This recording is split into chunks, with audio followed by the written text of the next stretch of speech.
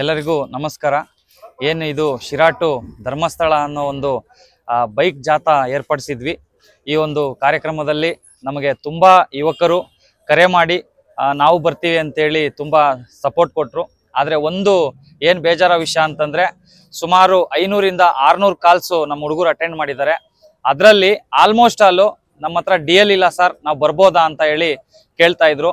ಅದಕ್ಕೋಸ್ಕರ ದಯವಿಟ್ಟು ಎಲ್ಲ ಯುವಕರು ಈ ಥರ ಆಪರ್ಚುನಿಟಿ ಬಂದಾಗ ನೀವು ಯೂಸ್ ಮಾಡ್ಕೋಬೇಕು ಅಂತಂದರೆ DL ಮಾಡಿಸ್ಕೋಬೇಕು, ಗಾಡಿ ಇನ್ಶೂರೆನ್ಸ್ನ ಇಟ್ಕೋಬೇಕು, ಪ್ರತಿಯೊಂದು ಇಟ್ಕೊಂಡು ನೀವು ಗಾಡಿನ ಓಡಿಸ್ಬೇಕು ಅಂತ ಹೇಳಿ ಕೇಳ್ಕೊತೀನಿ. ನಾನು ಕೇಳ್ಕೊಳ್ಳೋದಿಷ್ಟೇ, ದಯವಿಟ್ಟು ನಮ್ಮ ಜೊತೆ ಯಾರು ಯುವಕರು ಬರ್ತಾ ಇದ್ದೀರಾ, ನಾವೇನು ಇಂಟ್ರಡಕ್ಷನ್ ಕೊಡ್ತೀವಿ ಅದ್ರ ಪ್ರಕಾರನೇ ಬರಬೇಕು.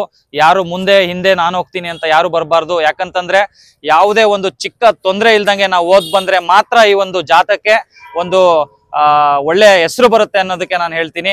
ಯಾಕಂತಂದ್ರೆ ಒಂದು ಚಿಕ್ಕ ಅವಘಡ ಆದ್ರೂ ನಮ್ಮ ತಾಲೂಕಿಗೆ ಅಲ್ಲ, ನನಗೆ ಅಲ್ಲ, ಎಲ್ಲದಕ್ಕೂ ಒಂದು ಕೆಟ್ಟ ಹೆಸರಾಗುತ್ತೆ. ಹಾಗಾಗಿ ದಯವಿಟ್ಟು ನಾವೇನು ಇಂಟ್ರಡಕ್ಷನ್ ಕೊಡ್ತೀವಿ ಆ ರೀತಿಯಲ್ಲಿ ನೀವು ಬರಬೇಕು ಅಂತೇಳಿ ಕೇಳ್ಕೊಂಡು ನಾನು ದುರ್ಗಮ್ಮ ದೇವಿಗೆ ನೆನೆಸ್ಕೊಂಡು ನನ್ನ ಮಾತನ್ನ ಮುಗಿಸ್ತಾ ಇದ್ದೀನಿ. ನಮಸ್ತೆ ಎಲ್ಲರಿಗೂ. ಇವತ್ತು ನಮ್ಮ ಶಿರಾದಲ್ಲಿ ಪ್ರಪ್ರಥಮ ಬಾರಿಗೆ ಕನ್ನಡ ರಾಜ್ಯೋತ್ಸವ ಆಚರಣೆ ಮಾಡಲು ಧರ್ಮಸ್ಥಳಕ್ಕೆಲ್ಲ ನಮ್ಮ ಯುವಕರು ಹೋಗ್ತಾ ಇದ್ದಾರೆ. ಎಲ್ಲರಿಗೂ ಆಲ್ ದ ಬೆಸ್ಟ್ ಹೇಳ್ತಾ ಆರಾಮಾಗಿ ಹೋಗಿ ಬನ್ನಿ, ಕ್ಷೇಮವಾಗಿ ಬನ್ನಿ ಅಂತ ಕೇಳ್ಕೊಳಕ್ಕೆ ಇಷ್ಟಪಡ್ತೀನಿ. ಎಲ್ಲರಿಗೂ ಥ್ಯಾಂಕ್ ಯು. ಎಲ್ರಿಗೂ ನಮಸ್ಕಾರ. ಇದೇ ಪ್ರಥಮ ಬಾರಿಗೆ ಶಿರಾದಿಂದ ವಿಶಿಷ್ಟವಾದ ಕನ್ನಡ ರಾಜ್ಯೋತ್ಸವ ಆಚರಣೆಯ ನಿಮಿತ್ತ ಶಿರಾದಿಂದ ನಾಳೆ ಧರ್ಮಸ್ಥಳ ಶ್ರೀ ಕ್ಷೇತ್ರಕ್ಕೆ ಹೋಗಿ ನಮ್ಮ ನಾಡಧ್ವಜವನ್ನ ಧ್ವಜಾರೋಹಣ ಮಾಡ್ತಿದ್ದಾರೆ.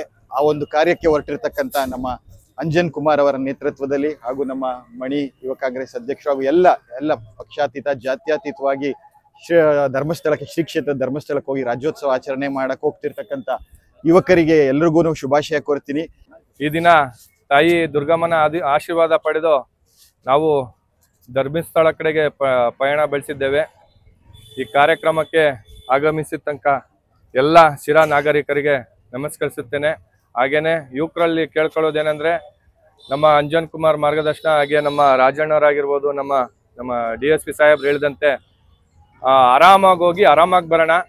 ಯಾರು ರ್ಯಾಶ್ ಡ್ರೈವ್ ಮಾಡ್ಲಿಕ್ಕೆ ಹೋಗ್ಬೇಡ್ರಿ. ಯಾಕಂದ್ರೆ ನಮ್ಮ ತಂದೆ ತಾಯಿಗಳು ನಮ್ಮನ್ನ ಮತ್ತೆ ನೋಡ್ಲಿಕ್ಕೆ ಕಾಯ್ತಾ ಇರ್ತಾರೆ. ಅವರಿಗೆ ಆರೋಗ್ಯವಾಗಿ ಹೋಗಿ ಮತ್ತೆ ಚೆನ್ನಾಗಿ ಬರ್ಬೇಕಂತ ನಿಮ್ಮಲ್ಲೆಲ್ಲ ಕೇಳ್ಕೊಳ್ತೇನೆ.